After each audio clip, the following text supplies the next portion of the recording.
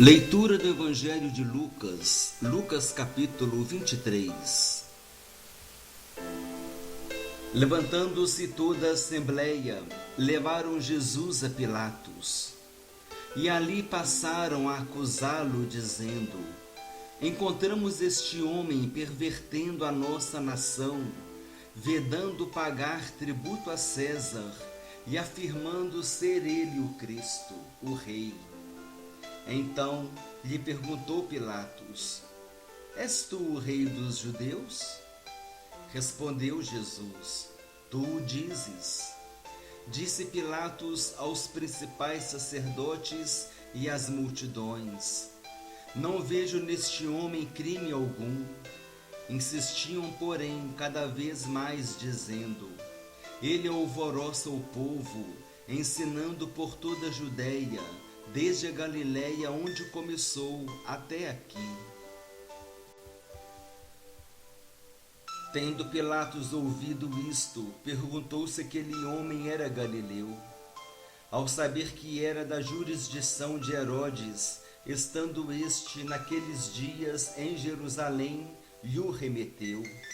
Herodes, vendo a Jesus, sobremaneira se alegrou, pois havia muito queria vê-lo, por ter ouvido falar a seu respeito.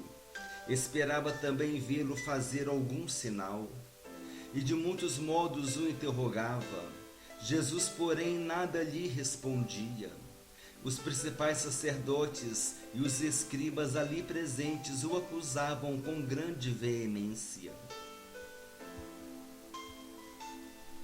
Mas Herodes, juntamente com os da sua guarda, tratou-o com desprezo e, escarnecendo dele, fê-lo vestir-se de um manto aparatoso e o devolveu a Pilatos. Naquele mesmo dia, Herodes e Pilatos se reconciliaram, pois antes viviam inimizados um com o outro. Então, reunindo Pilatos os principais sacerdotes, as autoridades e o povo, disse-lhes: apresentaste-me este homem como agitador do povo, mas tendo-o interrogado na vossa presença, nada verifiquei contra ele dos crimes de que o acusais. Nem tampouco Herodes, pois nulo tornou a enviar. É, pois, claro que nada contra ele se verificou digno de morte. Portanto, após castigá-lo, soltá-lo-ei. E era-lhe forçoso soltar-lhes um detento por ocasião da festa. Toda a multidão, porém, gritava: fora com este, solta-nos Barrabás. Barrabás estava no cárcere por causa de uma sedição na cidade e também por homicídio. Desejando Pilatos soltar a Jesus, insistiu ainda. Eles, porém, mais gritavam: crucifica-o, crucifica-o. Então, pela terceira vez lhe perguntou: que mal fez este? De fato, nada achei contra ele para condená-lo à morte. Portanto, depois de o castigar, soltá-lo-ei. Mas eles instavam com grandes gritos, pedindo que fosse crucificado. E o seu clamor prevaleceu. Então Pilatos decidiu atender-lhes o pedido.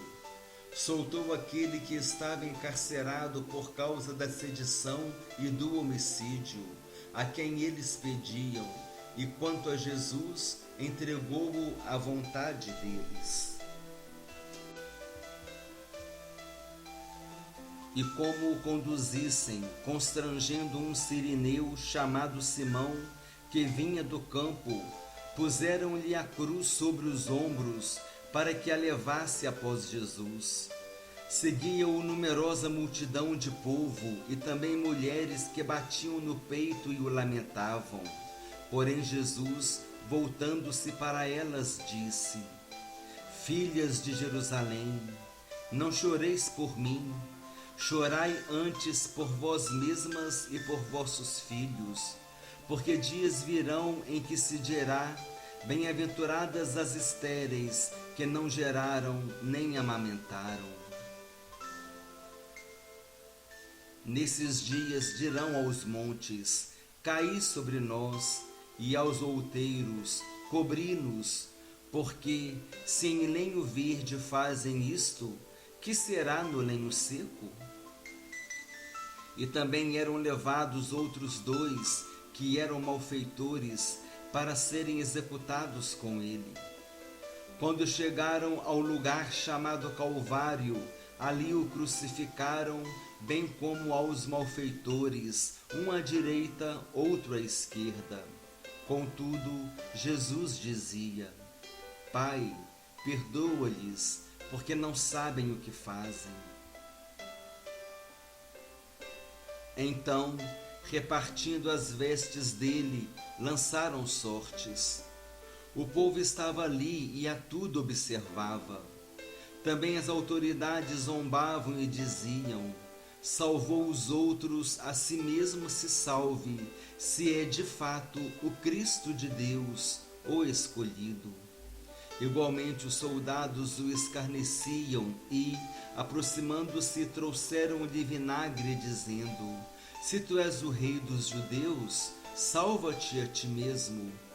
Também sobre ele estava esta epígrafe, em letras gregas, romanas e hebraicas: este é o rei dos judeus. Um dos malfeitores crucificados blasfemava contra ele, dizendo: não és tu o Cristo? Salva-te a ti mesmo e a nós também. Respondendo-lhe, porém, o outro repreendeu-o, dizendo: nem ao menos temes a Deus, estando sob igual sentença? Nós, na verdade, com justiça, porque recebemos o castigo que os nossos atos merecem, mas este nenhum mal fez. E acrescentou: Jesus, lembra-te de mim quando vieres no teu reino. Jesus lhe respondeu: em verdade te digo que hoje estarás comigo no paraíso.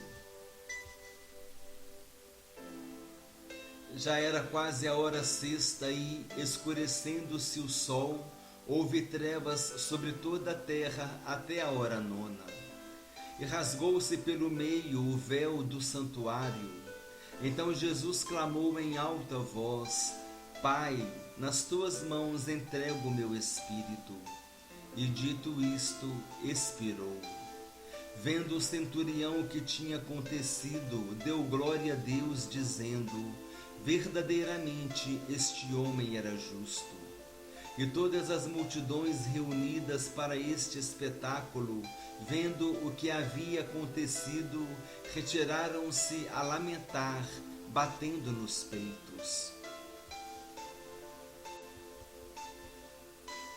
Entretanto, todos os conhecidos de Jesus e as mulheres que o tinham seguido desde a Galileia permaneceram a contemplar de longe estas coisas. E eis que certo homem, chamado José, membro do Sinédrio, homem bom e justo, que não tinha concordado com o desígnio e ação dos outros, natural de Arimateia, cidade dos judeus, e que esperava o reino de Deus, tendo procurado a Pilatos, pediu-lhe o corpo de Jesus e, tirando-o do madeiro, envolveu-o num lençol de linho e o depositou num túmulo aberto em rocha, onde ainda ninguém havia sido sepultado. Era o dia da preparação e começava o sábado. As mulheres que tinham vindo da Galileia com Jesus, seguindo, viram o túmulo e como o corpo fora ali depositado. Então se retiraram para preparar aromas e bálsamos, e, no sábado, descansaram, segundo o mandamento.